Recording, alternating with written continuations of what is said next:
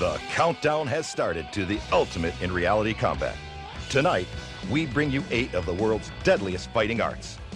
Sumo, Judo, Jiu-Jitsu, Kickboxing, Shoot Fighting, Kung Fu, Karate, Taekwondo. 8 tough warriors who must face the fury of the octagon. No rounds, no time limits, no way out. One man quickly distinguished himself as the master of the octagon. Brazilian Jiu-Jitsu wizard Royce Gracie. Royce defeated masters in the arts of Western boxing, shoot fighting, savate, karate, gung fu, judo, and kickboxing. In 7 grueling bare-knuckle fights to the finish, he demonstrated that, at least in his case, the martial arts truly are a matter of science over size. This 28-year-old grappling wizard has become the man to beat. Facing a field of 7 new challengers, the question tonight is, can he do it again? Live from the Grady Cole Convention Center in beautiful Charlotte, North Carolina, this is the Ultimate Fighting Championship, Part 3. Hi, everyone. My name is Brian Kilmeade. Happy to be back with you and happy to be back here in Charlotte, North Carolina. Actually, this is here for the first time. We've been in Denver for the first 2. Now, I can't explain the whole UFC down to the each and every detail right now. We'll explain that along the way. Suffice it to say right now that 8 of the world's most dangerous fighters, most school fighters, will do battle for 2 reasons. 1, for $60,000, and number 2, to be known as the Ultimate Fighting Champion. Now, I told you I did UFC 1, right? I told you I did UFC 2. Only one other fighter, only one other broadcaster in the world can say that. And that is Jim Brown, Hall of Fame running back Jim Brown, back for UFC 3. Jim, what are your thoughts going in tonight? Ladies and gentlemen, I am pumped up tonight. He is. Competitor is here for one reason and one reason alone, to destroy the great Royce Gracie. That is going to be impossible because he's been working on new techniques that will make him even more dangerous. We are in for an exciting night tonight, fellas. I've never seen Jim Brown so pumped up, and we do a radio show together, and I know that. But I want to tell you something. I hope Ben Perry doesn't feel bad because Ben was with us the last time. He wasn't with us on 1, but Ben, as a martial arts expert, famed Hollywood stuntman, what are your thoughts going in tonight to UFC 3? You know, Royce Gracie's really becoming a household name, not just in the United States, but worldwide. And it's unbelievable, thanks to his older brother, Rorion, to have the vision to bring their father, Elio's dream, Gracie Jiu-Jitsu, to the United States. Brian, this event has become what we all knew that it would. The only true test in the world today for the Ultimate Fighter. Yeah, we have 8 great fighters. I don't know how it's going to turn out. I can tell you where they're going to fight, and it's in the octagon. Let's take a look at the octagon. It's like no other. If you saw us in Denver, it's the same thing. We picked up the service, changed it up a little bit, and I'll tell you, this is one of the most unique things to this whole entire event. Another thing I have to tell you about are the laws of the octagon, because there are a few of them. There are no rounds. Now, Jim, why no rounds? There are one in UFC 1. In a real fight, you don't have rounds. When you fight on the street, you have to fight.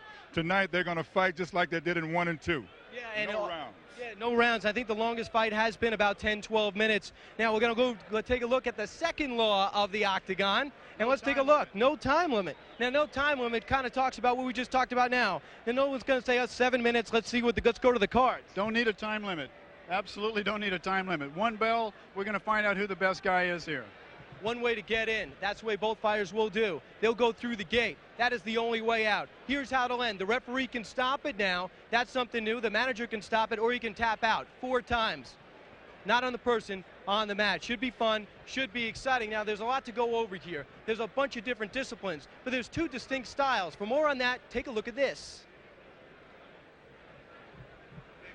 The Ultimate Fighting Championship is the first open-style martial arts tournament of its kind in the world. After 2 competitions, 24 fighters trained in 19 different styles have battled in no-rules combat. While each fighter is trained in a unique style, the reality of the octagon tends to divide the competitors into 2 broad categories: punchers versus grapplers. The punchers include karate, taekwondo, gung fu, Thai and Western boxing, and others. Punchers refer not only to hand strikes, but to kicking, knee, and elbow techniques as well. The punching arts favor the martial artist gifted with superior speed, reach, and power. Using footwork and timing, the puncher takes on the enemy only when he spots an opening. The clinch is a puncher's worst nightmare because it puts an opponent right inside his defense zone. Trapped in close, the puncher finds his best techniques smothered. This leaves him vulnerable to a throw or takedown. In contrast, the grappling arts such as judo, jiu-jitsu, sumo, sambo, and Greco-Roman wrestling require a fighter to make quick contact with his opponent. The grappler uses leverage and body mechanics to counter his enemy's balance and strength. Takedowns, throws, choking, and joint locks are the grappler's tools. A nasty choke or joint lock puts an opponent away for good. The grappler is most vulnerable during his entry. To reach his enemy, he must put himself briefly within the puncher's most lethal range. The nature of real combat makes it impossible to call either approach a lock on victory. It's far more certain to say that the fighter trained in both strategies stands the best chance of surviving and winning in the Ultimate Fighting Championship.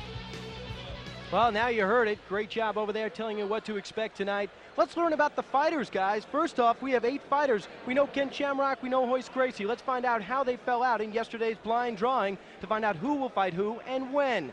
And first off, you see Emmanuel Yarborough, a sumo wrestler / judo, and Keith Hackney, Kempo Kung Fu. Not very interesting fight here, Jim. You were talking about this. Emmanuel Yarborough, 616 pounds. Yes, you're actually talking about the size of a man against the quickness of another man. There'll be techniques against size and strength. I tell you, until you see Mr. Yarborough, you're not going to believe it. Right after that, whenever that fight ends, Ken Shamrock and Chris Leininger will take to the octagon. 2 great fighters. Many people, Ben, are pointing to this fight as the key fight in the whole first round. We know about Ken Shamrock, and we know about Chris Leininger, too. He's been in Brazil training some of the Brazilian jiu-jitsu techniques, similar to the Gracie style. We'll see what happens. I think it'll be the best fight of the night. Yeah, that should be interesting. I personally think so, too. Now, I talked to Royce Gracie earlier. He said, Brian, keep an eye on this. Roland Payne and Harold Howard, Muay Thai boxing, and Harold Howard, karate. Big time attitude here. Mr. Payne is a Muay Thai guy. We're going to see a real action-packed thing. I think it'll go to the ground. I think Harold will take him to the mat pretty quickly. All right, and finally closing out the first round, the man we've been talking about, the man you've been hearing about, he's become a pretty famous guy, Jim. Royce Gracie takes on Kimo. Now, it's not like we didn't have room for the last name. We would have put it in, but there is no last name when it comes to Kimo. He's from Hawaii, a bit of a question mark. But a street fighter, a guy that's very tough. He looks great. He's 240. He's got muscles. He has an attitude. And he has one of those things in the back of his head that scares me to death. Oh, he's got the little ponytail. Yes. Yeah. So we're going to chance see Kimo. He's actually a layman preacher. Did I say that right? Yes, you did. A layman did. minister, actually. He is. He is. He goes around the world spreading the word 6 months of the year. He's really brought it with him tonight. All right, check this out. Look, you have Royce Gracie. He wins UFC 1. Royce Gracie wins UFC 2. Now, I rode over here in the limo with him. Ben, you tell me about this. I don't think I got a chance to tell you this. He is so relaxed. It's almost like a little kid at shopping in a mall today. He's just unbelievable. He has so much confidence that it's just a total calmness in his awareness. It's really fascinating to see. Most of the other fighters are really keyed up. Actually, their managers, it seemed like, were just as keyed up as the fighters were. And Jim, but you know, that might not work for him because you can never tell what a fighter is going to do until he's in the ring. He can be relaxed and go in flat. So don't let that fool you guys. We've seen Royce turn that on and off very quickly, going in and out of the ring before, so we can look to see that again tonight. He might be smiling right now, but when he gets into the ring, you'll see that face change. He'll bring that game face with him. All right, now there's some very important people working this fight. After all, our main concern is fighters are healthy going in and fighters are healthy going out. So let's introduce you to our cut man.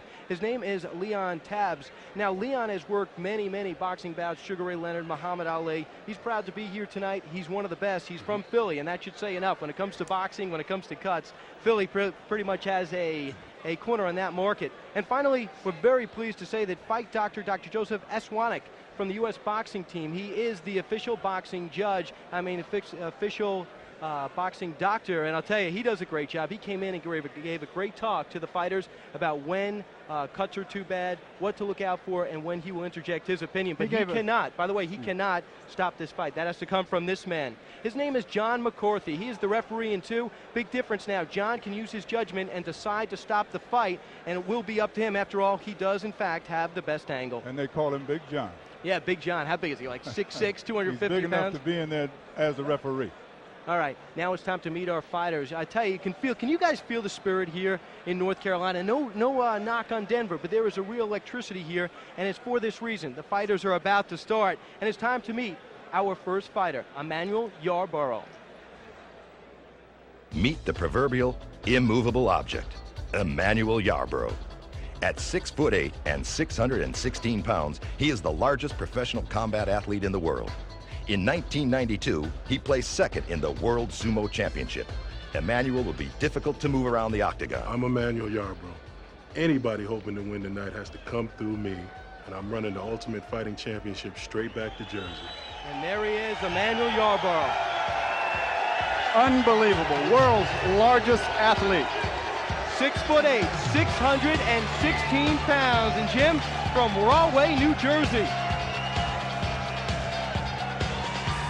Unbelievable. He is not just any sumo wrestler. After all, he took second in the 1992 World Sumo Championships. He's a big crowd favorite here. You'd really have to bring a quick strategy into this. You don't want to get an arm lock or foot lock. You want to choke him out if you can. Emmanuel Yarbrough now in the ring. Time to meet his opponent, and it is Keith Hackney. Keith Hackney considers his second-degree black belt in American Kenpo Karate to be his proudest achievement. His total commitment to the arts represents more than 15 years of intensive training.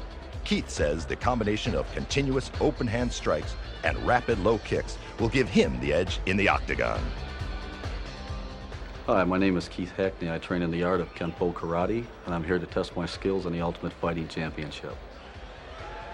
There's the man testing his skills, 5'9", 5'11" rather, 200 pounds, Kenpo Karate, second-degree black belt. How do you approach this guy? This is what he's always wanted to do, he says, fight in the octagon. He's going to have quick hands and really try to hurt this guy. I look for a cut. If he doesn't cut him, Emmanuel's going to take him down and hurt him. Yeah, he was kind of happy to get Emmanuel in the first round. Now it's time to go to the tail of the tape. Now this tail of the tape tells a great story. It's unbelievable. Now look at this, 29-36. Look at the age. Then you look at the height. 6'8", Emmanuel Yarbrough, 5'11 and a half. Now that's a big deal. What about this, Jim? Do the math. 6'16 and 200. We don't have to look at the graphics. Yeah. That's pretty incredible if you look at it. He's got to really reach. I don't think there'll be any head kicks unless Emmanuel's on his way down. This guy's going to keep his energy and try to use a lot of hands, I think, and really stay away from him. And now it's time to go to the ring announcer, Rich G-Man Going. Semaphore Entertainment, along with Wild Promotions and Panther Productions, presents Ultimate Fighting Championship 3. Our first competitor is an American Sumo Wonder, the largest professional athlete in the world.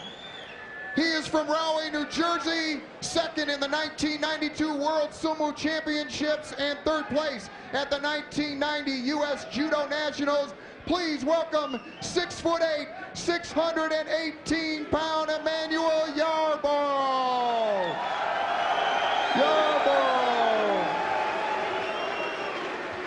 And his opponent from Roselle, Illinois, he holds the rank of second-degree black belt in American Kenpo Karate, earned after more than 15 years of training in the martial arts. 5'11", weighing 200 pounds, fighting out of the red corner, an amateur boxing record of 12-0, 11 by KO. Please welcome Keith Hackney.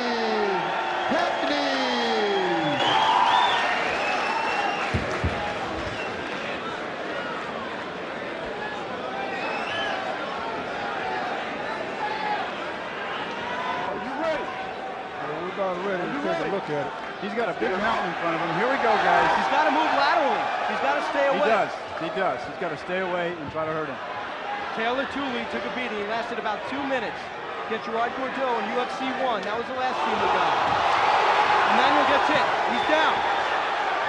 Here he goes. And now he's on top of Scott. Keith is taking it bad. Got to be quick. He's got to be quick. He should get out of there. He's got to get out of the corner.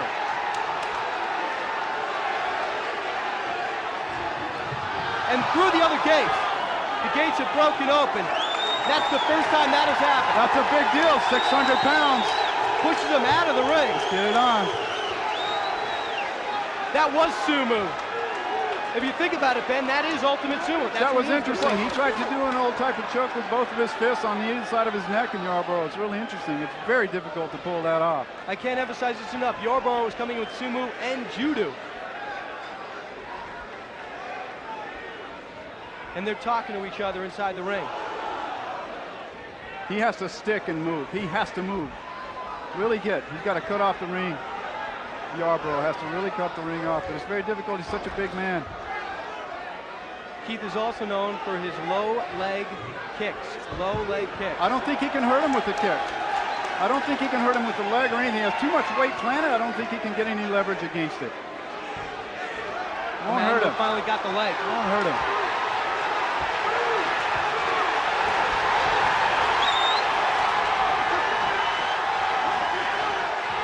It's all Keith Hackney. Emmanuel just covering up. Keep in mind, the corner can stop it with the towel. The referee can stop it. Keith desperately trying to take out Emmanuel. He doesn't have any chokeholds, Ben. It's obvious. He doesn't have any submission holds. He's trying to wear him down. He's trying to wear him down. Emmanuel. He just gave in. Emmanuel just tapped out. A big man like that, it's very difficult for him to be agile on the ground, as you've noticed. Yeah. It was a series of rights and lefts, Jim. It didn't look like anything fancy. Got him on the ground and simply beat him. It's a matter of agility. The lack of agility nullifies all size. Now you have to feel the official announcement. Emmanuel Yarbrough gets $1,000 for his effort. Keith Hackney moves on into the semifinals where he will make at least $5,000. He advances. Keith Hackney, who is so calm, so cool, so collected, has advanced. And he beat a bigger man again. Sumu once again goes down. And I'll tell you, it looked like Emmanuel was gaining confidence as that bout was going on. He was just seemed so out of touch with being on the ground, Jim, and being out of control. It was a new environment for him. Let's go to the replay one more time of Emmanuel actually hitting the canvas. Now here they are standing straight up. Emmanuel looks very confident. It's simply a wild right. This happened very early on in the fight. Emmanuel gets hit with his first punch, goes down. Unbelievable. Were you expecting this to happen? No, not in the least bit. I thought I would be able to mount the offense, and just wasn't able to put it together. You know what? It was Never incredible. been hit flush before. It's absolutely incredible the way you sat there. You were taking it, and it was just almost like you couldn't get up. That was part of the strategy, was to take some abuse, but you can only go but so far. Emmanuel, you're a true champion for getting in the octagon. It was a real treat to have you here. You got a big heart. It was great seeing you fight. You're a real true asset to the art. It's great having you here. Thank you. Back to you, Brian. Let's go to a replay right here. Here is Keith just teeing off. Emmanuel is virtually helpless. Now he goes down to the ground. He's going to try to withstand the pain, but he's simply in an environment he's not used to being in. Yeah. No agility on the floor, no agility standing up. What you saw, I think Emmanuel's only chance was early on when he got a hold of him. This is the hit that really sent him into submission. What's interesting here is the agility of a big man on the ground. There's so much weight there. It's very difficult for him to be agile or quick enough, because it's just really incredible. I anticipated him to like pick him away if he could, but I thought Emmanuel had him over there earlier when he had him down. He really worked out. He wiggled out of it. One thing I couldn't believe, first time we've ever seen someone go flying into the octagon wall and having a gate open up. How strong is this man, Emmanuel Yarbrough? Actually, he does cut his teeth here, and he does make some news. Enough, obviously. All right, it's time to move on to our next match. Who will face Keith Hackney? And this is a great, great match. Time to meet a man that's been here before at UFC. He was in UFC 1. He broke his wrist in UFC 2. It kept him out. Now he's back for UFC 3. A lot of people are expecting a lot, so let's meet Ken Shamrock. Consistently ranked the #1 shoot fighter by the Japanese Pancrase Association, Ken Shamrock is a lethal submissions fighter. After losing his semi-final match to champion Royce Gracie in the UFC 1, Ken was hungry for a rematch. His 6-foot, 210-pound frame is equally dangerous in a standing match or on the ground. Ken loves to work the leg, so keep an eye out for those joint locks. Hi, I'm Ken Shamrock. I lost in the Ultimate Fighting Championship 1. I'm here in the Ultimate Fighting Championship 3 to redeem my performance. Ken's a great asset to this art also. He's a great guy. He's got a great movie career ahead of him if he keeps that pace. How successful is he in Japan? We're talking about this guy's got a video game named after him. He has his own cartoon over there. He's a legend. You walk down the street with Ken Shamrock in Japan, it's like walking down New York Street with Joe Namath or Michael Jackson. It's very interesting. He's wearing shoes, Ben. Jim, he's wearing shoes, which means he cannot kick. That's right. He's telling everyone he will not kick. He wants the traction. Well, he wants to get down on the ground anyway. He wants to get on the mat. Yeah. Well, I'll tell you, let's meet his opponent, who also wouldn't mind getting on the ground. His name is Christoph Leininger. Judo is Christoph Leininger's fighting style, and he's one of the nation's best. A second-degree black belt, Christoph is the #2 ranked 86-kilogram judoka in America. He has been the Arizona State champion more than 10 times and has been a member of the U.S. Nationals team for 10 years. 6 feet tall and 190 pounds, Christoph will be lethal in any clinching situation. Hello, my name is Christoph Leininger. I'm a native Arizonan. I am a U.S. judo player. I'm ranked #2 in the country right now, and I'm here to win the UFC. And if he's going to do it, he's going to have to go through Ken Shamrock. There's Christoph Leininger. Does he look focused? Jim, I think this may be a surprise. I think it's going to go to the floor immediately because both of them want that. So we'll see what happens here because they're both agile on the floor. Ken's wearing those shoes so that he has leverage. This floor is a little bit slippery if you get moisture on your feet from perspiration. So he chose that for a reason. Okay. Yes. Everyone was pointing to this match. These are two people that are great top and bottom fighters. Let's go to the tail of the tape on these two men. Ken Shamrock, Christoph Leininger, both are in that 30 years old, still in the prime of their lives. Height 6 foot, dead even, 215, 190 for Leininger. And then, of course, Lockford, California, Scottsdale, Arizona. Looks pretty even. What about the gi? The gi could play a key role in this fight. It could play a key role in this fight. I think he's using it to keep any moisture off of him. He can also use it to his advantage. Okay, for the introductions, let's go to the ring announcer. Ladies and gentlemen, our second match of the evening. Please welcome, out of the blue corner, ranked #2 in the world by Japanese Pancrase Association in the deadly art of shoot fighting. He's 30 years old, from Lockford, California, is called back to the octagon by public demand after losing an exciting semifinal match to champion Royce Gracie in the first Ultimate Fighting Championship. He is 6'2" and 210 pounds with a record of 45-5. Bring the luck of the Irish to Ken Wayne Shamrock. Shamrock. Very popular with the crowd. He's in all the promotion. And please welcome the second-degree black belt fighting out of the red corner in judo. He is a competition legend, a member of the U.S. national team since 1982. He has been the Arizona State champion more than 10 times, a gold medalist at both the U.S. International Open in '87 and the Coup de Paris in '83. Ranked #2 in the 86-kilogram judoka in the U.S., 34 years old, 5'10", Christoph Leininger. That's a legitimately worn belt. He didn't wash that in Clorox and drag it behind a truck. Yeah, this guy is very feared. He's looking forward to this. Both these men extremely intense, to say the least. This could be one of the best fights you see all night long. You ready? Are you ready? John McCarthy giving the final warnings. Here goes a clinch. Here goes a clinch.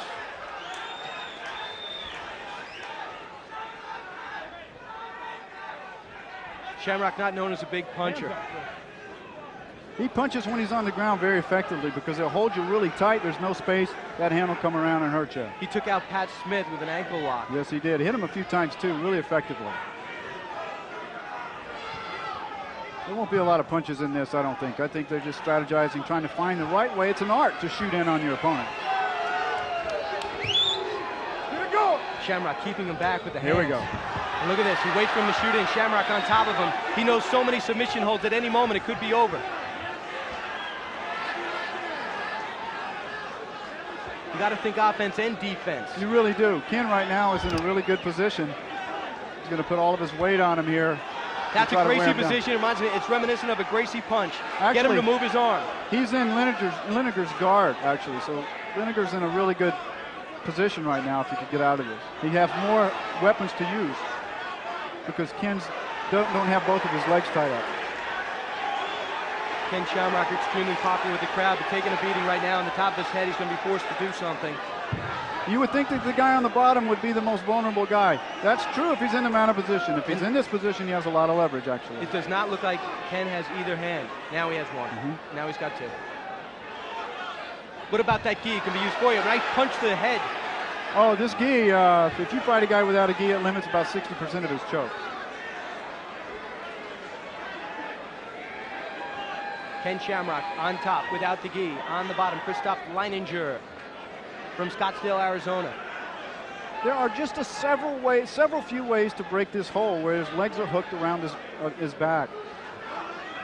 Hey, Jim, are they jawing at each other? Can you see from your angle? I don't think they're doing the jawing, big guy. Yes, he's getting into this for headbutts, yes. And there's one back to you, he said. This is turning into the battle we all thought it would be. These guys don't want to fight a long time here. They want to get this over as fast as they can. There are a lot of fights left tonight. Second bout, Ultimate Fighting Championship. First one won by Keith Hacknett. You're looking at the second one tonight. There'll be 4 elimination bouts, then move on to the semifinals. These guys are both schooled on the ground and have spent a lot of time doing this. And this is a chess game. Use absolutely their weight against each other, and it's just a little chess game from side to side. These little punches and all aren't designed to knock anyone out. They're just designed to get the guy's leverage against them, to make him move or extend an arm so he could go for an arm lock or some other move. Here we go. He's passing the guard. There's been some movement. Yep. He's going for a triangle. He slipped out of the triangle.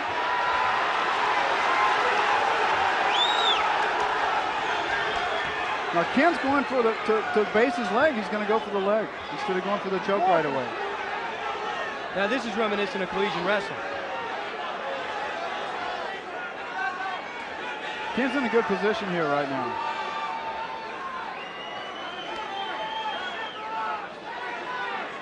I think both men are extremely fit, so if you're thinking one's going to conk out, yes, you don't want to be having your back exposed like that. The guy can really hurt you. You want to be on your side if you're on the bottom, and you have to be pinned in like that. You want to be on your side.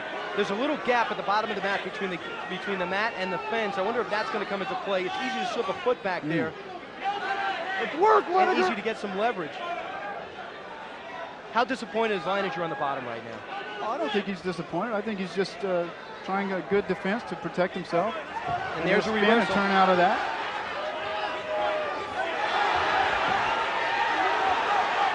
Watch your man. I tell you, this crowd here in Charlotte is simply frenzied.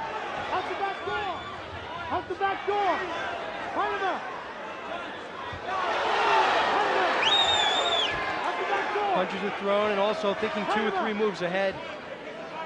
Shamrock on top. He's in the red trunks. Ken may go for a footlock here because the legs are open. They're not on his hips. He may grab the leg and go for a footlock. He can tell when those legs are open.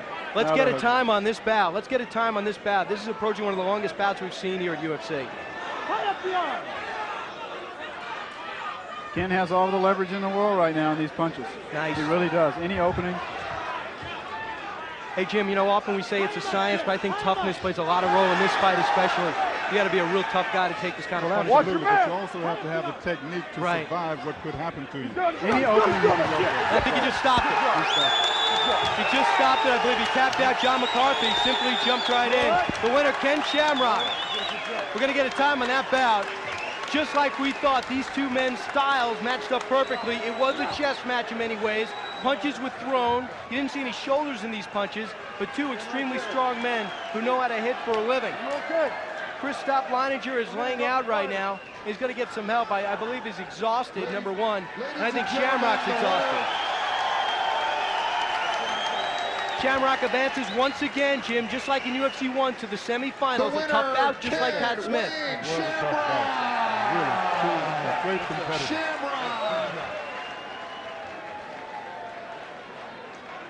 He's got to feel pleased. The monkey's off his back. What about the pressure of everyone pitting you against Royce Gracie in the finals before you fought one bout? He was a wanted man in that press conference. Well, that's absolutely right. You see, this bout should have taken a lot out of him. Yeah. And he has another bout before he has the chance to get the horse if everything works out right. Look at him watching Ken Shamrock on top of Christoph Leininger. Some of the last moments of the bout. And here's another angle on Ken Shamrock. And here's the tap out. We didn't see it from this angle. Let's see it right here. McCarthy, the referee, in constant contact. That is 4 distinct times. It's over. It's over. The referee's right on it. It's unbelievable. Now we have Keith Hacknett in one bracket. We are set. Ken Shamrock in the other semifinal bracket. When you talk about both fighters, who do you think is more exhausted? Who put out more energy in the first fight? They were both 2 grueling fights. They were both grueling fights. I think it's just up in the air. It depends on who gets the second win faster. If this rest going to help, it all depends on the fighters and his adrenaline, where he is Absolutely. One semifinal bracket is set. Another one has yet to be fought for. For that, let's go to Roland Payne. A native son of Charlotte, North Carolina, Roland Payne is a Muay Thai kickboxing terror. He boasts a bare-knuckle record of 27-0, 24 by knockout. At 5'9" and 205 pounds, Roland Payne is aptly named because that's what he deals out to his opponents. My name's Roland, and I plan on introducing my opponents to some good old local Carolina pain. There he is, the smallest man in this competition. Roland Payne, he's the local hero from Charlotte, North Carolina. He will face a tough customer in Harold Howard, but this man is focused. Devastating elbows and knees. He's a Muay Thai practitioner, punishing guy. Watch these inside techniques. Muay Thai boxer, shins of steel. He says he likes getting hit. Is that possible? He likes getting hit? Well, I think so. Once he gets tagged, I think he gets a new outfit. Jim can answer that better than I can. Yeah, he likes getting hit. Time to meet another man who, ironically enough, says, I like getting hit too. His name is Harold Howard. Harold Howard has won the Canadian Heavyweight Karate Championship 3 times and the Canadian Heavyweight Jiu-Jitsu Championship twice. He holds 2nd and 3rd degree black belts in Chitu-Ryu and Goju-Ryu Karate, and is also a 3rd degree in Jiu-Jitsu Kai. A skilled puncher and kicker, watch out for his standing techniques. My name is Harold Clarence Howard. I'm representing Canada and Niagara Falls in the Ultimate Fighting Challenge.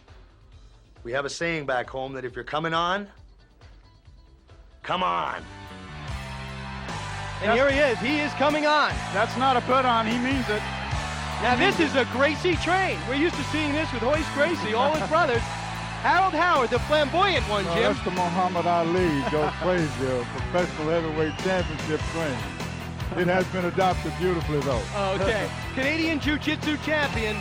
He's got a great background in that. He's also a friend of a favorite of ours, and that is Mr. Rozier, Kevin Rozier, who is so flamboyant, so affable earlier today. Our good friend Kevin is a good friend of ours, and just being his friend alone makes him a tough guy as far as I'm concerned. And he's got a movie career. He's in a Kung Fu episode recently. Yeah, he's done several things. All right, let's go to the tail of the tape now. Let's see both these fighters, and here's Charlie, his manager, with the Canadian flag. You have Roland Payne, kickboxing against karate. 30 years old, Mr. Payne, a little bit younger, a little bit shorter too, 5'9", 6'2". Harold Howard with the advantage in weight. One from Charlotte, North Carolina, that's Mr. Payne. Mr. Howard from Ontario, Canada. Therefore, you saw the Canadian flag. And look at the eyes right now on Harold Howard as returned to the match. And let's go to the Octagon announcer, Rich G-Man Goins. Ontario, Canada sends us our next competitor out of the red corner, holding multiple black belts in Chitu-Ryu and Goju-Ryu Karate and Jiu-Jitsu Kai. He has twice won the Canadian World Heavyweight Jiu-Jitsu Championship, 3-time Canadian Heavyweight Karate Champion, 6'2", 230-pound Harold Howard. And please welcome out of the blue corner, 26 years old, certified in Muay Thai kickboxing through the World Headquarters Academy of Martial Arts. He holds a 3rd degree in black belt combat karate. He has a professional record of 27-0, 24 by KO, a native of Charlotte, North Carolina. Please welcome Roland Payne. Watch for the techniques of the Muay Thai fighter to be a little more crisp on the inside. I think Harold will be a little more unorthodox. Let's check it out here. Are you ready? Harold Howard. Get that corner. Is simply is so reminiscent of John Matuzak, if you ask me. He reminds me of John Matuzak. He favors him quite a lot. There's the punch to the head. He's a low kicker, and he goes down. They grapple quick. What a recovery by Payne. Yeah, he what a pops recovery. up really quick. Really came up quickly. The bigger man is on his back right now. Roland Payne is reversed. That was a great arm escape, elbow escape. He's suplex. And over the top, a double reverse. Uh-oh. Those are the shins of steel. They're going right into his ribs.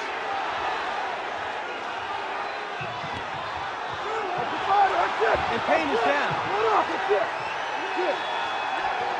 Strong technique. You saw him shatter. This was a give and take bout, and just when it looked as though Payne was getting in control, one shot. One shot. The referee saw it. Harold Howard advances. 6'2", 230 pounds from Ontario, Canada, the Canadian Jiu-Jitsu champion for 2 past years. Let's take a look at a replay that still has Rowan Payne out. Look at Payne. He's being the aggressor there. A kick again. That's as many kicks as we've seen in this tournament. Pushing the bigger man back. Howard throws a right, and there's the uppercut. Now Rowan looks like he stays there, and there it is. Whoa. Right on the temple. Referee John McCarthy jumps in right away. It's a good thing, though. Rowan Payne, the hometown guy, was tapping out. For more, let's go to Ben Perry. And we're not going to go right now because Harold Howard has elected to go back. Check this out. Ben, as you rejoin us at this, it looked like he was out on the way down. You know what? He never stopped his intensity from the time the thing started. No one had an absolute hold on either one of them. They were so quick when the initial move started that they spun out. It was a great fight. It was an excellent fight. The heart of those two men were unbelievable. They went after it.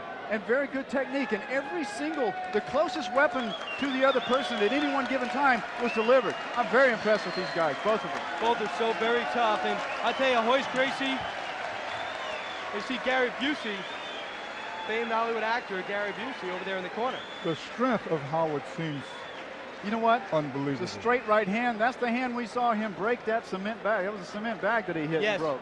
Well, on his feature. Well, you really think he broke that bag? I know he broke that bag. I saw him break another bag just a few seconds ago. Now that was the one I saw. I think Rowan Payne is sure that he broke that bag right now because it's amazing to have that kind of power in your forearms and in your shins when it comes to Rowan Payne. Time to look at our final bout in the quarterfinal round. This is the last of the qualifying round. Who will face Harold Howard in that punch? It'll be this man, two-time defending champion, who has to beat Kimo first. His name is Royce Gracie. Let's get an up-close look at Royce Gracie. A fourth-degree black belt in the art of Brazilian Jiu-Jitsu, Royce Gracie is the undefeated Ultimate Fighting Champion, a title which has earned him more than $110,000 in prize money. At only 176 pounds, he is again the lightest competitor in the tournament, but that hasn't stopped him so far. A master grappler, expect Royce to take his opponents to the ground, where he can apply his devastating chokes and joint locks. Hi, I'm Royce Gracie, and I'm back to defend my title as the Ultimate Fighting Champion.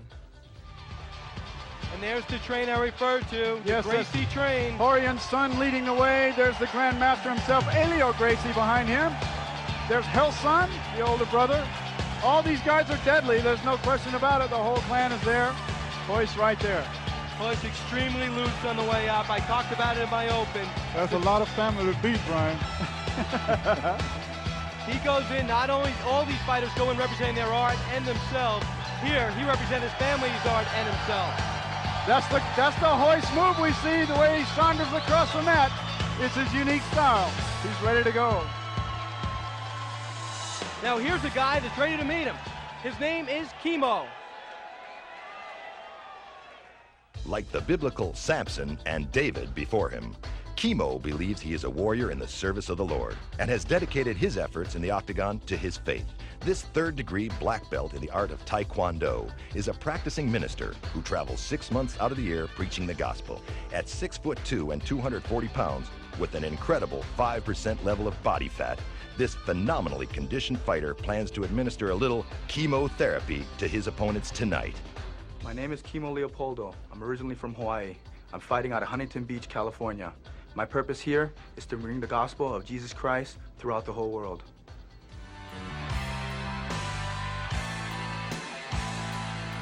Here's the Kimo. There were two fighters back in the old days, two great champions in their own right, Howard Jackson, John Natividad. We call them swivel hips because they could stand there and hit you with a round kick or a heel kick without bending over. Kimo can do that. And Kimo's here on the cross. Never seen anything quite like this before.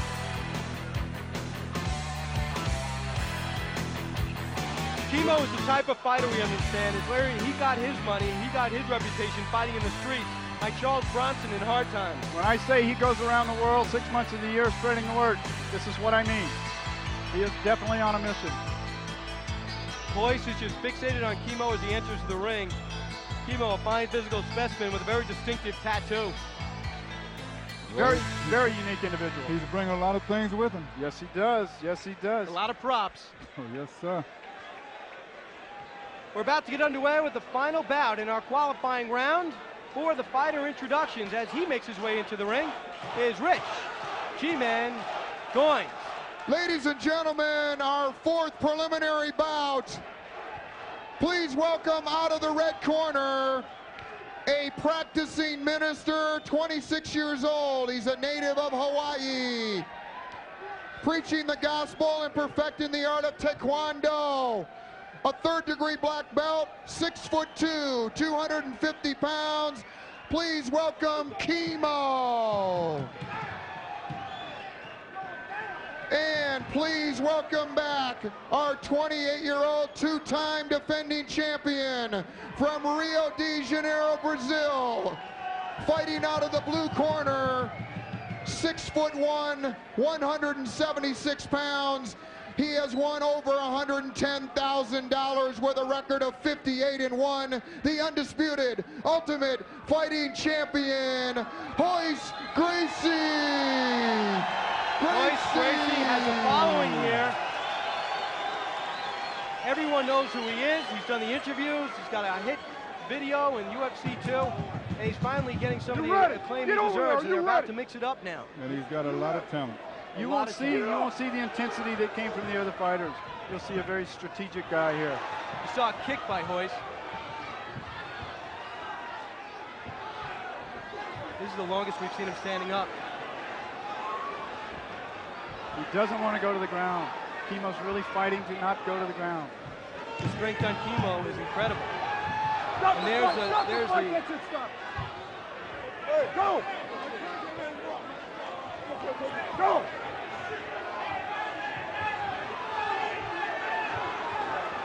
This is the longest we've seen Royce standing up on his 2 feet. Yes, great balance Kimo has. Great balance, strong legs, very low center of gravity. Kimo pushing out with that huge upper body.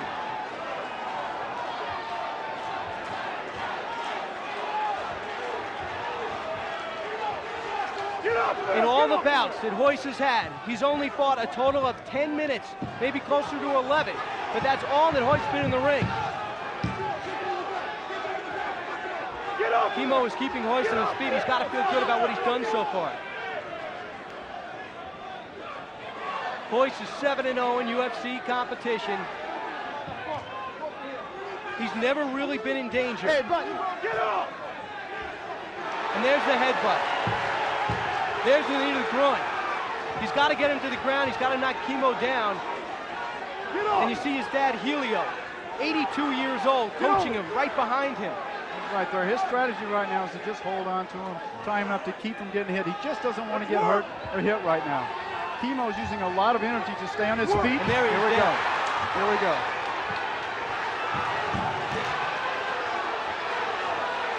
Kimo on top. This is okay. Royce will roll out on his side here.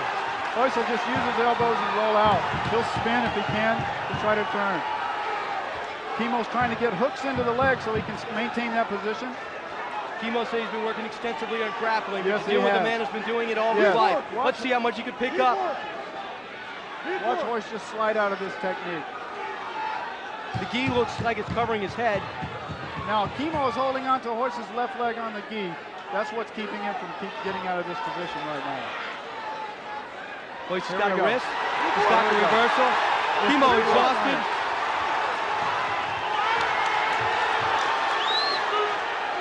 Both men showing great endurance. Royce protecting his face with his right arm. Royce Gracie's in a battle here. There's no question about it. He is in a battle. And his gi is virtually off.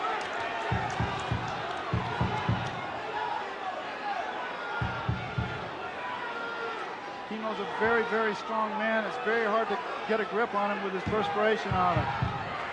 Both men from the West Coast. Kimo from Hawaii. This is the longest fight It passes Ichihara in total length. He's grabbing the hair. That is perfectly legal. 3 minutes and 12 seconds in. Gracie on his back, but a lot of times that's his best offense. That's fine. He's doing okay. A lot of energy is the most endurance I've seen out of Royce yet. And there's the punch. Kimo's tremendous fitness is certainly helping him. I'll tell you, his hair is hurting him right now. Yeah, it is. It gives him leverage to hold on here. It's a great fight. Just a great fight. A lot longer than I anticipated. And the image of Helio, the master, the man who came up with Gracie Jiu-Jitsu on the apron of the ring, looking at his son, knowing he represents the legacy, the family, as well as a UFC title, two-time defending title holder. She's shouting instructions. Let's see Royce, if he start maneuvering those legs. He's been compared, Jim, in your own words, to a boa constrictor. I think Royce's mouthpiece is out.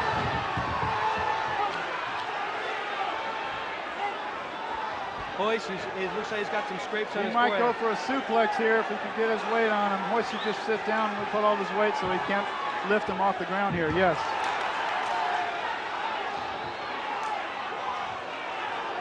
And right now, the endurance factor is playing such a role. You're looking at it, 4.5 minutes. We've never seen anything like this. This is half the total he had in 2 UFC bouts. Totally unexpected.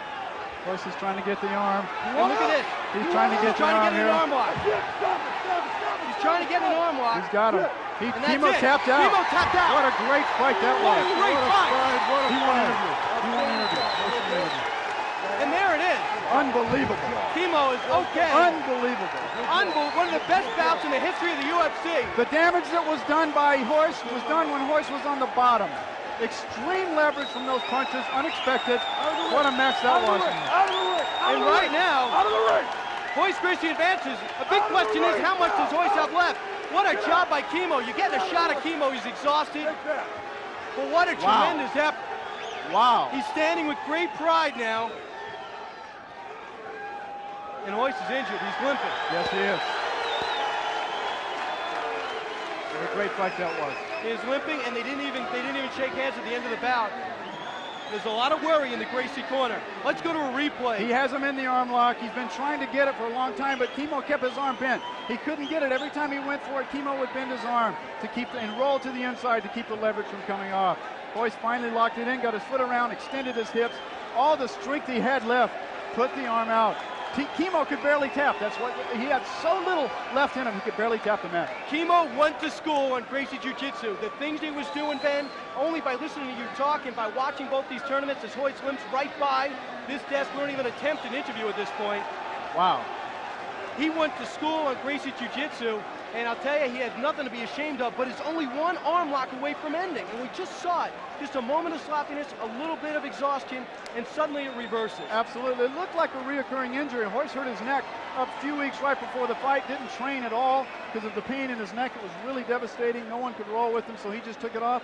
So a little endurance was a factor here, but what a great fight that was. And Kimo goes out in his own power. Royce with tremendous amount of help, and he is hurting. Look at Let's look at legs. this replay. His legs are extended.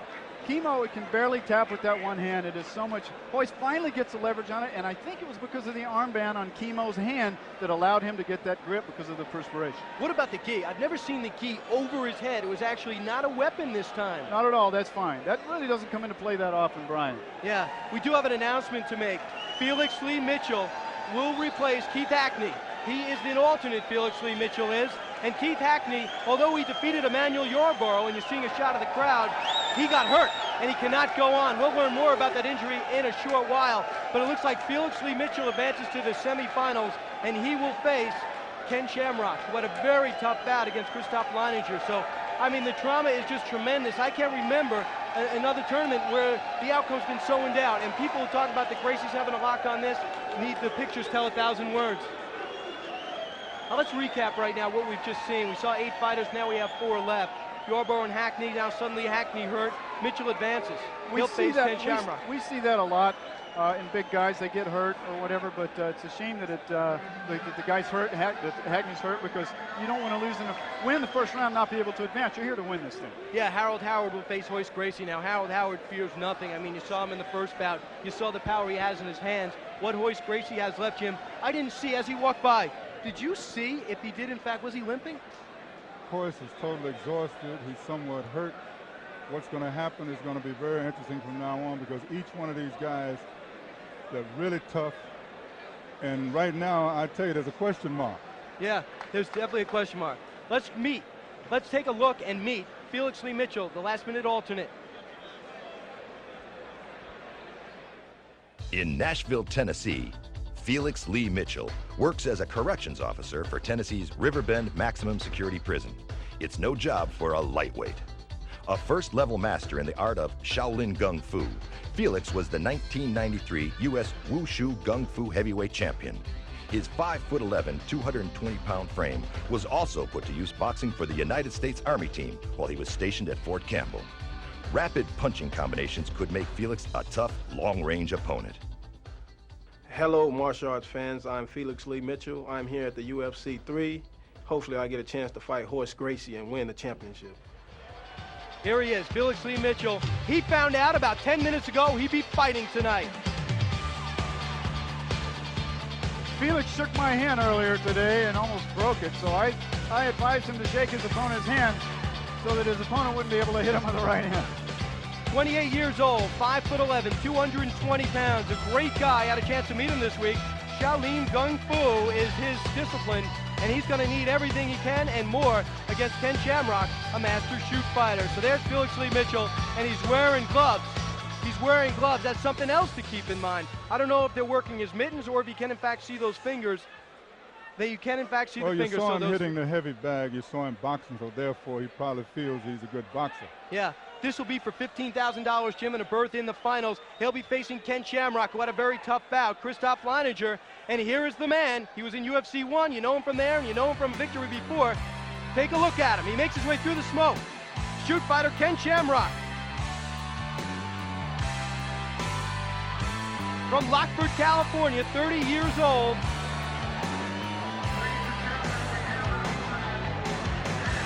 Ken Shamrock, when I asked him earlier, you all heard him, he said he saved the choke for Royce. He may get that chance. We'll see tonight here. Little background on this guy. Of course, there'll be no kicks like before because he is wearing shoes. I guarantee you a lot of fighters right now are pumped up because of that last match with Royce. They got another little burst of energy, so Ken's one of them. Yeah, Ken has changed his shorts. He's got an American flag on his yellow trunks, preparing to take Felix Lee Mitchell, who I think is electing to take off his gloves. He's electing to take off his gloves to take on Ken Shamrock. Let's go to a tail of the tape on these two great fighters. This will be for a berth in the finals. Ken Shamrock, Felix Mitchell. Age, you can throw it out. Height, you can throw it out. Weight, virtually even. One from Lockford, California, one from Nashville, Tennessee. Two very determined young men. Hey, they've been staying on the same floor in rooms right adjacent to each other all week. I think experience, Jim, is the key here. Ring sense, ring time. Ken has that. I think so. I think Ken is going to deal with this one a lot. It's time to start the semifinals, and to do that, let's go for the introductions and go to none other than Octagon announcer Rich G-Man Goins. Ladies and gentlemen, this is our first semifinal. Please welcome our alternate for the first match, fighting out of the blue corner, a first-level master at Shaolin Kung Fu. He is a 1993 heavyweight champion of both the U.S. Wushu Kung Fu and the North American Chinese Martial Arts Federation tournaments. In the service, this 28-year-old, 5'11", 220-pound martial artist also represented the U.S. boxing team with a record of 3-1-1 from the country capital of the world, Nashville, Tennessee, Felix Lee Mitchell. And please welcome back his opponent, a first-round winner, a master at the deadly art of shoot fighting, from Lockford, California, with a record of 45-5 out of the red corner, Ken Wayne Shamrock. People here in Charlotte, these fighters, Jim, a man after your own heart, a corrections officer. You do so much work in the prisons. Here's a guy. He's got an art, he's got a discipline, and he's deciding to put it to work. Brian, I don't think that's going to help him. Yeah. He's probably spending too much time guarding those inmates. Hands up in the air. Shamrock, of course, probably looking to take him down. Ben maybe being a little presumptuous at that point. I don't think Ken wants to go to the ground. He doesn't want to fight him. He doesn't want to get hurt or get hit or whatever. He wants to take him down and finish him off if he can. He did take some punches to the head from Christoph Leininger. but he looks very fresh as anyone in the semifinals. It takes a lot of energy to stay on your feet like that when a guy's trying to pull you down, actually, because the guy has his weight going for him when he locks up to you like this and tries to pull you down. He knows he doesn't want to go. Look at his hands. Ken will probably punch him. Let's go, let's work. Probably release this, go for a punch, try to take him down.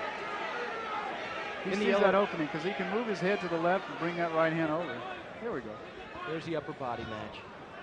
It's hard to imagine a man stronger than Ken Shamrock at this weight. Ken, by the way, was drafted by the San Diego Chargers.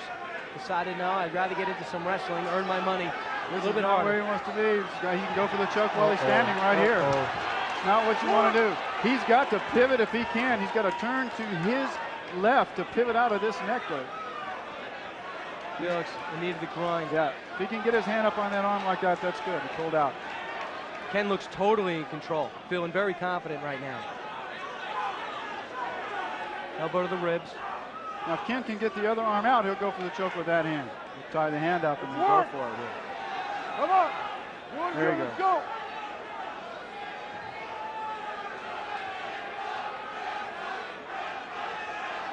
Crowd starting to chant, Shamrock, Shamrock. So there are quite a few favorites here. With Rowan Payne, the local boy, out of the competition, they've kind of adopted Mr. Shamrock. It's very warm in here tonight, so the normal grabs on someone, they really don't work as quickly. And that tape really lets a person grab as hard as he can right there because it doesn't slip so far. So there's no biting. There's no eye gouges.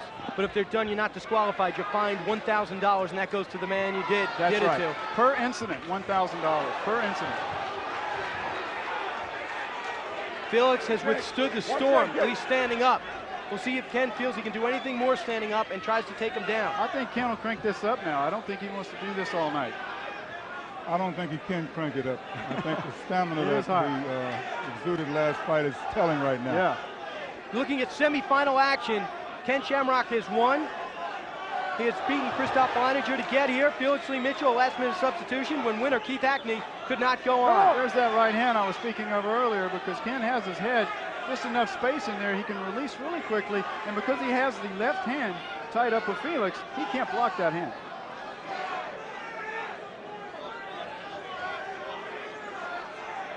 Shamrock listening to the crowd saying, Shamrock, come on. But I'll tell you, Felix Lee Mitchell might have a strategy going here. Let's withstand the storm. Let's frustrate the experienced man. Try to wear him down as much as he can. This takes so much energy. People want to see action here. You hear the boos, but I'm telling you right now, this is survival. This is survival. Any piece of clothing you wear can be used against you. Yes, it can. And you're seeing it right now by Felix's pants. Ken is just exhausted. He must be after the first fight. That was a grueling fight and took a lot of upper body strength, and that's really where he has it. And I think he's going to pull him out. Here we go. Now he'll probably trap a leg and try to take him down. Backing up. Now if Ken can pivot to his right a bit, he'll stop those groin shots. He can deliver them, but he'll defend against them very easily. Those punches to the hip don't do anything. The greatest enemy in any contest is fatigue. There's nothing you can do about it. We watched it with Chemo. And there he goes, he's down. Ken has a series of submission holds. He's got ankle locks, he's got arm locks. Let's see if he can put any on. Yes, it'll be very hard to get out of it. I think Ken's in good shape here. If he gets his hooks in, there are the hooks in there, this fight's over with. Come on out. Ken Shamrock on top. Comes in 2-1, and it's tapped out. Felix Lee Mitchell is gone into the finals, as predicted by many. Ken Shamrock. Ken won't interview. Ken won't interview. And Ken does not want to talk into the finals. You hear Ben saying, and I'll tell you one thing. Check this out, Ben. We got an ankle problem, a very serious ankle problem, as his dad comes in the ring to put the robe on. Unbelievable. These champions tonight are really showing what it's got, man. They're really being torn out. They have to go to everything they have. This is unbelievable compared to the other two. These guys around the world are getting ready for this stuff. Everybody's getting prepared. People are seeing it, and they are getting prepared accordingly. Felix Lee Mitchell, nothing to be ashamed of. Think about it, guys. He found out 10 minutes before the bout who he was fighting, and then he was fighting. I said in UFC 2 that after Jim asked me, he said, how long would it take after 6 months or so can you become proficient at ground grappling or Gracie Jiu-Jitsu? And what I was saying, not against another Gracie, but absolutely against another martial artist who is not schooled in the ground. So here, yeah, here's a Mr. Grappler now. He's got more of it a in. top-to-bottom fighter. Once Ken gets his legs hooked, he's on his back now. Once he gets his feet hooked underneath the guy's legs, Felix, there's just no way. If Felix grabs one hand, Ken will shoot the other one in. Once he locks that hand behind the head, there is no escape, guys, once this reverse choke is locked into place. With the ease in which he got him out to submit on the ground, you got to wonder, was Ken Shamrock trying for 10 minutes to get him down? Was Felix Lee Mitchell really keeping him at bay, or was Shamrock trying his hand at submitting him standing up? I think Felix was stronger than we gave him credit Felix was strong. Yeah. A lot of upper body strength, a lot of determination. It was very difficult for Ken. I'm sure. Unbelievable. Ken Shamrock did what he came here to do. He advanced to the finals like he talked about in UFC 2 when he was on the sidelines. Let's give you an updated look at the brackets now. Shamrock, as we just mentioned, goes to the finals, defeating Keith Lee Mitchell. And now we're looking at the other semifinal bracket, Harold Howard, Royce Gracie. Now, Harold Howard had a tough bout, yes, but it was about 5 minutes long. Royce Gracie had a marathon bout. As brutal as we've seen in UFC, I believe, and as brutal, a winner, actually. He is really beat up. He was limping when he left. He was bleeding when he left. He looked really hurt, and you talked about a neck injury. I did. I think it's going to be a real true test of Royce's will this next fight, because I think the endurance is such a big factor in this. It went to the ground. They spent a lot of time there. It was just such unbelievable exertion of strength and power. Harold Howard did the same thing. He used a lot of punches. He's strong. He's a big guy. He's also been on the ground before. But I think Royce will muster whatever he can to protect himself, to probably slide out on either side, guys, and try to go for a choke. I agree with you. Howard is an intense individual. He's a street fighter that has certain knowledge. He's also very strong. He has a positive attitude. And right now, I wish I could be in that dressing room to do an assessment of Royce, because when he left out of here, he was barely moving. Here's another intangible quality. A lot of people believe Royce Gracie could not be beaten. A Gracie could not be beaten. That myth might be shattered right now. No, it's already gone. I mean, with the first fight, I mean, this guy gave him everything that he wanted. Now he had very little left. So that myth is gone. You're right. And the Gracies don't say that. They aren't saying that they are punch-proof. They're just saying up till now in 65 years of competition, that has never happened. Tonight was a really good test. He took some really good shots, and it was just incredible. At Chemo, we thought he was dictating the fight, and you could tell that was all willpower up to that point, because Chemo, all he could do was just enough energy to tap. I saw him tap. It didn't look like a real tap, but the ref was right there on top of it. He tapped about 2 or 3 times. Royce had everything he locked in. And there was no protest. No, there was no protest there. That's true. When he was grabbing the leg, when he grabbed Royce's gi, and you haven't studied this before, you're saying, okay, I think I see what's going to happen, but then he grabbed the leg, almost reading Royce's mind, saying this is a little thing like grabbing your gi prevented him from being submitted out. Ben, you pointed out something very valuable. It's very hot in here, and it's very slippery. So it's very difficult to have your normal holds. That's correct. Those particular grips are not working the same way anymore. That's absolutely right. Anything with friction at all, hair, which you saw, Chemo's hair, that's what Royce went to, because he couldn't get him in the arm. As soon as he grabbed him up tight, and as he grabs him above the elbow of the arm, he swings around to either go for a triangle or get his leg up over the head for leverage. And as soon as he did and try to straighten it, Chemo's arm was just wet enough to slide the hand down to the elbow. He could bend it a little bit, get out of that, go for a punch. Now listen to this. We talked to Harold Howard before this fight. We said, hey, if you're going to meet Royce Gracie, how would you fight him? Here's what he said. We should point out that Mr. Gracie is a master of jiu-jitsu on the ground. So me being a jiu-jitsu person, I can appreciate that more than the other competitors, because I am a grappler also. But I have, in the last few years, been creating a system of fighting that brings the karate aspect back into jiu-jitsu, which means that I'm working so that the person does not have to get to grapple you. So I'm looking forward to meeting Mr. Gracie on the mat, but I'm also looking forward to allowing myself to let my karate aspect of it take over too. So we'll see. And the best man will win, and that's all there is to it. Everything else. And here he is, making his way into the ring, Harold Howard. He made a good point there. He says he's trained to keep from being grappled. Well, that's very hard to say against Royce Gracie, and no one's been able to do that, to be able to angularly, like the great champion Joe Louis would teach, angular fighting. So that would come into play. If he can do that, let's see if he sidesteps or really goes back, draws Hoist to the center of the ring to go back. But then the biggest problem I think Hoist had was a couple of punches got in against Kimo. Kimo got a couple of punches in there. Yes, he did. He did. There was a lot of space there because Hoist couldn't hold on to him. It was too wet to close that gap. It's really unbelievable. It's great to be here to see that happen tonight. It really is. Harold Howard focused. I'm surprised he didn't shave his head after he saw what Hoist did to the ponytail. Well, I know we'll really get ready for Tulsa, Oklahoma. Oh, yeah, Tulsa, Oklahoma. December Jim's referring to 16th. December Yeah, 16th. that's right. Harold Howard talks to the audience. The people know what Harold can do. Shattered cement, took out their local man. They're willing to forget Roland Payne to get here. Good luck. And he is preparing right now to meet this man, two-time UFC winner, Royce Gracie, 1 and 2. And Royce Gracie, should be the first shot we get of him, should be the most telling, because he left bloody, he left limping, he left hurt. All the attention in the world right now is wanting to see what Hoist looks like now coming out of here. I don't see a towel going in. Here he comes.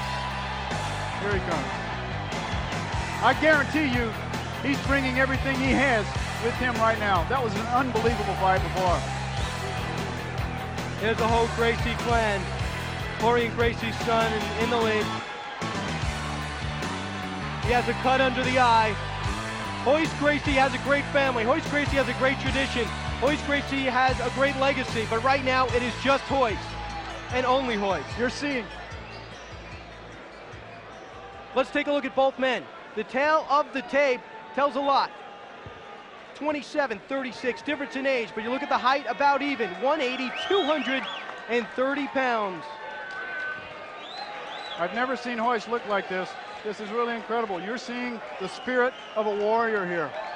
The crowd is electric. The crowd is electric, not cheering, not booing, just talking. There's a feeling in the air that something big could happen today. Harold Howard bouncing in the corner. Harold is saying, let me see if I can take advantage of this right now. He's bouncing around. He looks fresh. And you know Howard wanted Horace. Yeah, he did. He made that known at the press conference. Wow. All right, now it's time for the semifinal introductions. There's Rich G-Man going. from Ontario, Canada, the Canadian World Heavyweight Jiu-Jitsu Champion and 3-time Canadian Heavyweight Karate Champion, 6'2", 230-pound Harold Howard.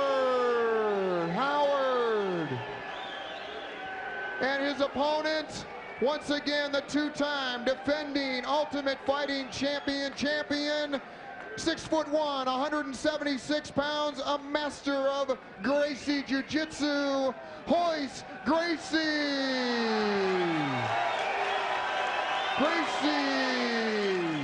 Royce is going to need the crowd. He's going to need his coaching. He's going to need everything he can. His shoulder's bothering him. Something else going on. They're doing a lot of... John McCarthy is making his way over to Harold Howard. He might have a shoulder problem, I believe. Royce. I think we could be looking at a disqualification. They're taking the towel is in. Harold Howard has won. Royce Gracie is out of the competition. Unbelievable. That's all right. His injuries from the bout with chemo has eliminated Royce from the competition. Unbelievable. Into the finals goes Harold Howard. Outrageous. What a shocker. Well, it's not a shocker right now because after the other fight with chemo, watching him go back to that room, you have to know. You knew Royce was hurt. Yes. He could have a broken arm or a dislocated, whatever. I mean, he had a vicious cut there. We don't know yet, but I guarantee you, Royce was hurt big time for him not to be able to fight. It's just unbelievable. Truly unbelievable. First time ever. Royce has been eliminated from a UFC bout. We saw him blow through 4 bouts in UFC 2, 3 in UFC 1, and then John McCarthy knew something was up when he made his way into the ring. Chemo now hops into the ring to take credit for the victory, but he lost. Wow.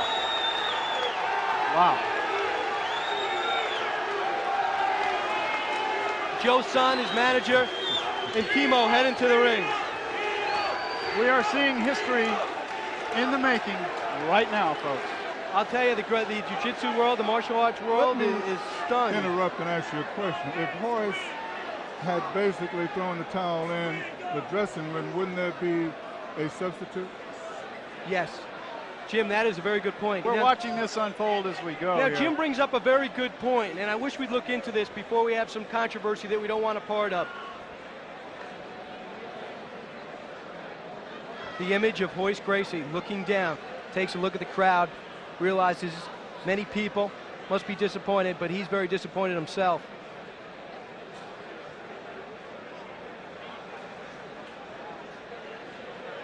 It looked like he was saying, Jim, I don't know if I could fight.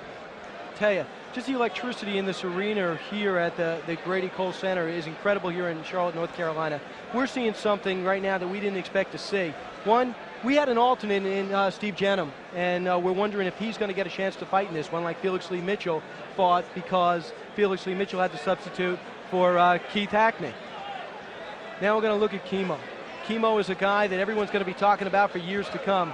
He came into the ring, he celebrated after he was already out. Now that's him on the apron of the ring. Well, Kimo feels that he's the one that beat Royce because he was able to recuperate. He felt he could have fought, and he came in to say that to the people, so I know he's going to be ready for the next one. You know what's interesting, Jim? In the martial arts community and in anyone who's become a UFC fan, and it has gotten a tremendous base of fans from people from the videos on, he's a legend. No one's going to forget Kimo and what he did, because not many people knew anything about him. I like to relay a conversation I relayed back to you. I went up to him at the press conference, and I went up to his manager, and I said, can you tell me about him? Is he happier on the ground? Is he looking to slug it out up top? Can't say anything. Can't say anything. You will see. You will see. I was told by people on the inside to expect a Charles Bronson-type fight, not a guy looking to submit, a guy looking to beat his fighter into submission. So I looked at that as the perfect victim for Gracie Jiu-Jitsu. It certainly didn't turn out like that, but something to keep in mind. As hurt as Royce was, he still got him in an arm lock and got him to submit. Well, that's all good, but when you're able to punch anybody, you can take away all of their skills. And this guy, Kimo, was able to punch Royce. Also, he had tremendous strength and a certain amount of knowledge, which did not allow Royce to do the normal things. And what we're looking at are these highlights. The first shot here with the big right hand, I kind of thought he maybe knocked him out the way he fell, but it certainly didn't hurt him. I think he gave up eventually after being hit in the face so many times. Safe to say that when a man 616 pounds gets in the ring, anyone who's fighting, it makes it the most intriguing match of the night. Yes. Well, the thing he has to do is when it falls, he has to be able to pick it up. Yes, he does. And you that's realize 600 pounds that he has to pick up and big, move around. Big target to hit also. Much more area to hit. So. He only hit the head, though. And I guess Keith Hackney did break his hand on this one because he was unable. Look at him swinging the arm like a club. Can you detect something there, Ben? Yeah, it looks like he broke his hand. You know, also the mouthpiece that's worn by the fighters isn't to protect their teeth. It's to protect the actual hand or the knuckles or skin from the person hitting them, because a human bite can be more poisonous than an animal. Ken Shamrock and Christoph Leininger. Shamrock on top here. Both said, hey, I'll grapple. You want to grapple? I'll go on the ground. I thought this would be a really good fight, one of the best of the night. It ended up being, I think, Kimo and Royce, actually. But this fight went a long, long time. I think the leverage of the fence kept Mr. Leininger from being able to go anywhere, and Ken used that for his advantage. I asked him about the choke when he went to the back, and like I said earlier, it's just, he says, I'll save that for Royce. He won't need it tonight. Now let's take a look at the third fight in the qualifying round. That was a straight left hand, just a jab that I was surprised even scored. It took him back. But again, guys, we're not using gloves here, and these are real fights. If he had wrapped his legs around his waist there, I think he would have ended that fight right there. Went a little bit long. He really drove that knee into the side of his face. What about the thought patterns of Roland Payne getting thrown on the ground and having the presence of mind to grab the legs and bring Harold Howard to the ground? Yeah, I know. Look at this. Look at this. He finished him right there. Strong punches. The biggest news. It happened right here. We knew something would be different, Jim. You mentioned they bring a lot of props. And they're still bringing them. And I don't know what to say about it. This is Kimo. This was the WWF segment of our evening tonight, it seems like. You know? This is Joe Son, his manager, in front. This is Kimo making his way into the ring. I can't say that I knew about this. I was a little shocked, but he is a lay minister, and he does quote scripture every chance he gets. He is everywhere. Every person he speaks to, whenever he's sitting for any minute, he does it. And this is no prop so much as it is the real thing. He means it. Suddenly we're about to start. It's a grueling, grueling fight. Couldn't get him down early. This was the scene, the most telling scene of the night. Royce is hurt. Well, I think we have one more telling scene. Ken Shamrock, I think, is out. It looks like Ken Shamrock is indeed out of the competition. He cannot go on. We do not know what that injury is, but we do have 2 alternates at every UFC. The second one is Steve Jenham. There are certain conditions in the UFC pertaining to alternates when they come into the ring and when they don't. Right now we're going to see that. Ken Shamrock is out. Harold Howard is going to fight an alternate. We're getting that information now. Now it's time to meet a man that is the second alternate. He's Steve Jenham. Let's take a look. A uniformed officer with the Omaha, Nebraska Police Department, Steve Jenham is not your typical cop. He's a third-degree black belt in the art Toga Koreru Ninjitsu. Don't count on seeing his 5'10" and 215-pound frame standing square in the octagon. His ninjitsu style relies heavily on combination striking, intricate takedowns, and joint manipulation. Hi, I'm Steve Jenham, a police officer from Omaha, Nebraska, and I'm here to bust the Ultimate Fighting Champion. Here he is, making his way through for the first time tonight, and in the finals, a shot at $60,000. Saw him hitting the bag. He's got a great left hook, comes right out of the slot, up and over. So we're going to see. What a fortunate night for him tonight, guys. Well, I tell you, this is indicative of how great this event has become. These guys have to give up the chance at $60,000. You know doggone well, if they didn't put everything out there, they would not do that. Absolutely. Absolutely. We've yet to find out what the injury was to Ken Shamrock, but all we know is police officer Steve Jenham, Toga Koreru Ninjitsu, and his art. If he is hurt, you protect him. Got it? Harold Howard is now, we understand, in the tunnel and about to make his way into the octagon. I went back a few minutes ago to try to get an interview with him. He was so keyed up, he was yelling and screaming, jumping up and down his hands. He was ready to go. He wants this big time. Harold Howard, a father of 2, he has his own style. He went into the ring and he saw Royce Gracie have to throw in the towel. Couldn't continue. History in the making, folks. We're used to seeing Royce come out with this entourage. What a night this is. Harold Howard had fought 1 bout. He took the Royce Gracie, he had him matched up in the semifinals. Royce couldn't continue. Now he's in the final. I think to say he's keyed up, Jim, is an understatement. It is an understatement. He's always been keyed up since he's been down here. I worked on the Alaskan pipeline off and on for 8 years. There's a lot of tough Canadians out there. Here we go. Let's go up to Rich Goins now, who's keeping things level-headed up in the octagon for the introductions. Ladies and gentlemen, our finals of the Ultimate Fighting Championship Part 3 from Charlotte, North Carolina. Please welcome the competitors. Filling in for Ken Shamrock out of the blue corner, a third-degree black belt in the art of Toga Koreru Ninjitsu. He's a uniformed police officer from Omaha, Nebraska. 5'10", 215 pounds, Steve Jenham. Jenham.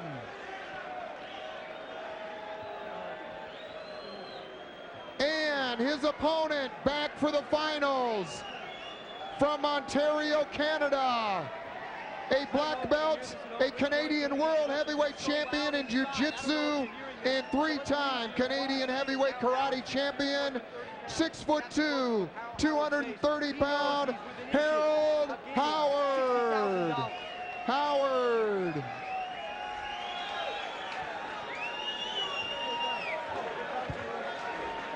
He's been so focused for this fight since he got here. Nothing's changed.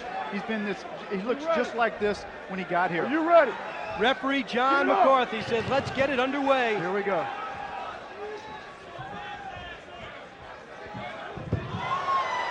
A little bit of acrobatics. Lead right hand. Straight right hand. That hurt. That hurt, Steve. Duck the punch. He's going for the ground. Hey. That hand was enough for Jenham to know, I got to get this guy in the ground. Jenham took that shot. That was a big right hand. That was a type of shot to put Roland Payne out of this competition. Jenham should sweep him, yes, to take him down to break that hole. He should reach up and pull that hand down to pull that off his neck. He can do it. The only way to end this. Only way, he should get both his legs around his waist. This can go a while. He can get his other leg, his right leg out. If Howard can get his right leg out and around his waist and put this pressure on it, this fight will be over. You haven't seen him off his feet. Yeah. Now Steve will try to get that right leg out of there. Jenham kept his cool. Many people would not have kept his cool, and suddenly it's reversed. Surprised he went that way. Good move. Jenham's bleeding from that first punch. Yeah, he hit him. Jenham is one tough character. Look at this. In years. Jenham is fresh. He comes out of the wing. He should save his strength. He should punch when he can punch. Yes. Referee John MacArthur keeping a close eye on him. Unbelievable. And it's it. Alternate wins the Ultimate Fighting Championship. An alternate win. Steve Jenham has won $60,000. He is the Ultimate Fighting Champion. It's the first time in 3 UFC bouts that we have an alternate win it all. Come on out here, tough man. Come on out here, tough man. He is ecstatic, and Jimmy, what guts it took after he took that blow to keep his cool. Walk around there, Jenham. The Nebraska policeman is the UFC champion. He's the creative and innovative martial arts strategy. It's a combat system. He did it himself. And look at the respect between the two fighters. Harold Howard embraces him. Come on out here. Good job. You're a tough man. Ben Perry is working his way up into the crowd. Turn it around, to turn present it the around, check. turn it around. Shake his hand, good job. Outstanding job. I'll tell you something, Brian. When we see him again, he's going to be in trouble.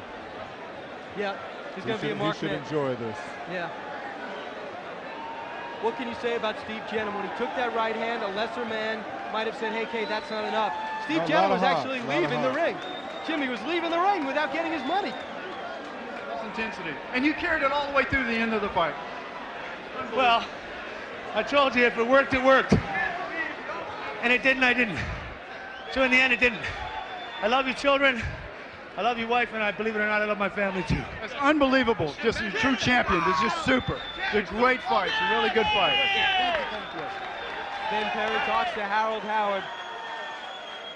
Now Ben goes up into the octagon, and Steve Jenham doesn't know what hit him. His whole entourage is hugging each other. They don't know what's happened. Well, that's $60,000 for one fight. Less than a minute, probably. This is history in the making tonight. Unbelievable Royce what happened Gracie to you. in First UFC time in the history of the Octagon has this ever happened. The alternate comes in and wins $60,000. How do you feel? I feel great. I feel fantastic. Did you think you would even get in this tonight? Well, I was touch and go there for a little while, and then something happened to Mr. Shamrock, and got the go, and I was ready. What a great break to come in fresh to do this. It's the way it's established. It's unbelievable. You're a true champion. You earned this thing. You came in and you did it. You fought a really, really tough Harold Howard. Unbelievable. Yeah, he was tough. That was really something else. This is incredible. Brian?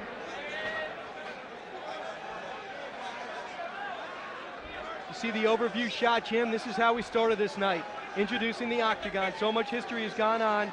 Here is promoter Art Davie. Steve Jenham. Big, pretty smile. Yes, it is.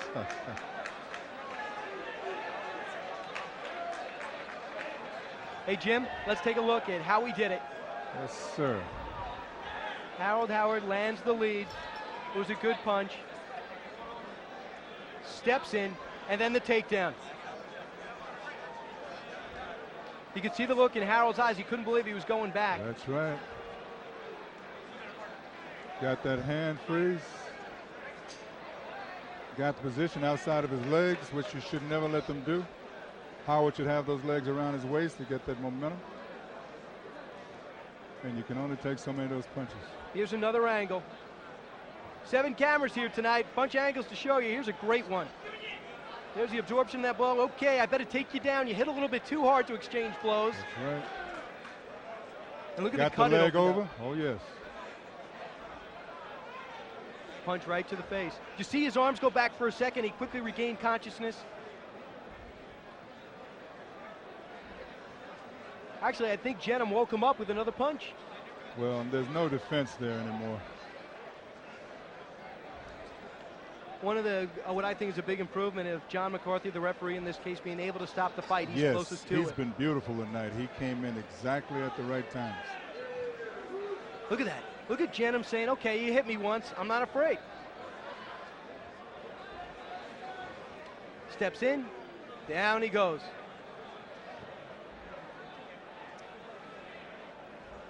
I wonder in that state how much is instinct, if you even know what you're doing. Very difficult, but that tap out is there. He's tapping. He's tapping there it is, hard. he taps, yeah. That's one thing about this, that you will tap.